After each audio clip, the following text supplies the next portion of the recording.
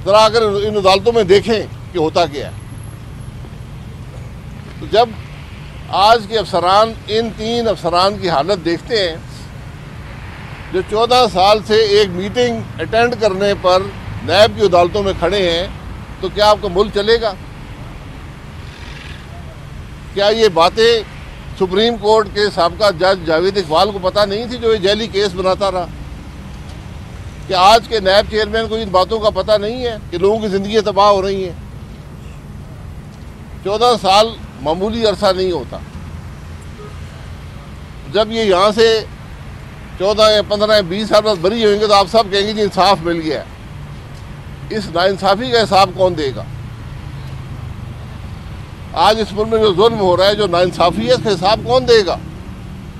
ये वो बातें हैं जो हर वो मुल्क जिसमें आइन होता है, कानून होता है, वो इसके बारे में कार्रवाई करता है, अदालतें कार्रवाई करती हैं।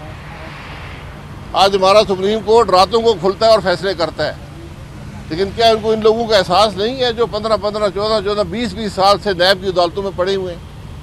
क्या ये इंसाफ का निज़ाम है? क्या इस तरह मुल्क तरक्की करेगा? ये वो सवाल हैं जिनका जवाब हमें चाहिए जनाब। कोई सवाल जवाब। सर आप इलेक्शन मैं नहीं लड़ रहा हूँ, 100 दफ़ा कह चुका हूँ यार। सर आपको नजर आ रहे हैं कि इलेक्शन हो रहे हैं? आपको जी, इलेक्शन के हवाले से आपको क्या लगता है? मुल्क का चीफ जस्टिस कह रहे हैं इलेक्शन होंगे, चीफ इलेक्शन कमिश्नर कह रहे हैं। सर लेवल प्लेइंग फील्ड की बात की जा रही है, लेकिन जिस तरीके से पाकिस्तान तहरीक इंसाफ को वर्कर कन्वेंशन भी नहीं करने दी जा रही, तो क्या समझते सर ये हवाई बातें हैं या जो इस लेवल प्लेइंग फील्ड से तहरीक इंसाफ आई थी, आज भी वही हालात है। सर आपने जिस तरह से नैब के मुताबिक बात की, ये बताइएगा कि जो तोशाखाना नैब केस, अलकादिर ट्रस्ट नैब केस, क्या वो भी बदनीयत? मुझे नहीं पता, यही अदालतें हैं, यही इंसाफ का निज़ाम है। तो अभी इंसाफ मिलेगा, फिर वापस आपको 5-6 साल बाद इंसाफ मिल जाता है। भाई साहब ये बताएं, आपने अपनी पार्टी के साथ आपने क्या? मैंने ये नहीं कहा मेरे भाई, मैंने ये नहीं कहा, मैंने कहा मैं इलेक्शन नहीं लड़ूंगा। नवासी साहब ने आपसे रब्ता सर अभी किया है? कोर्ट रूम में नवासी साहब मैंने ना रब्ता किया है, ना कोई ज़रूरत है। कोर्ट रूम में जब 13 तारीख की डेट हुई तो आपने कहा इस दौरान इलेक्शन भी लड़ लेंगे। जी, पाकिस्तान लड़ेगा ना। अच्छा, याद केस हैं चल रहे हैं, ये 4था साल मुकम्मल हुआ है, 5वां साल जारी है इस केस का। कोई नई बात नहीं है। पिछली दफ़ा जो नैब का केस था मेरे ख़िलाफ़, वो 9-10 साल चल रहा था, तो ये भी चलता रहेगा। मैं तो बार बार कहता हूँ कि इन केसों, इन अदालतों में कैमरे लगाएं और पाकिस्तान के अवाम को बताएं कि कौन सा जुर्म यहाँ पर हुआ है। मुझे अभी यहाँ अदालत में 3 रिटायर्ड अफसरान मिले जिन्होंने उनको मैं जानता हूँ, बड़ी ईमानदारी से 35 साल सर्विस की है पाकिस्तान की, और वो 14 साल से इन नैब की अदालतों में है। 14 साल। और उनका जुर्म क्या है कि वो एक मीटिंग में शरीक हुए थे, उन्होंने कोई फैसला नहीं किया, उन्होंने कुछ नहीं किया।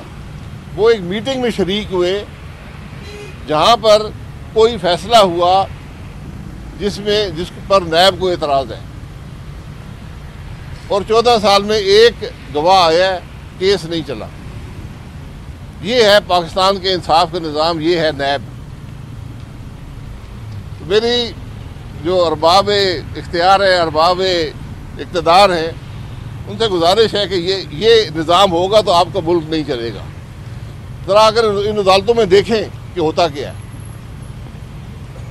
तो जब आज के अफसरान इन 3 अफसरान की हालत देखते हैं जो 14 साल से एक मीटिंग अटेंड करने पर नैब की अदालतों में खड़े हैं, तो क्या आपका मुल्क चलेगा? क्या ये बातें सुप्रीम कोर्ट के साबका जज जावेद इकबाल को पता नहीं थी जो ये जैली केस बनाता रहा? क्या आज के नैब चेयरमैन को इन बातों का पता नहीं है कि लोगों की ज़िंदगी तबाह हो रही हैं? 14 साल मामूली अरसा नहीं होता। जब ये यहाँ से 14 या 15 या 20 साल बाद बरी होंगे तो आप सब कहेंगे जी इंसाफ मिल गया। इस नाइंसाफ़ी का हिसाब कौन देगा? आज इस मुल्क में जो जुल्म हो रहा है, जो नाइंसाफ़ी है, इसका हिसाब कौन देगा?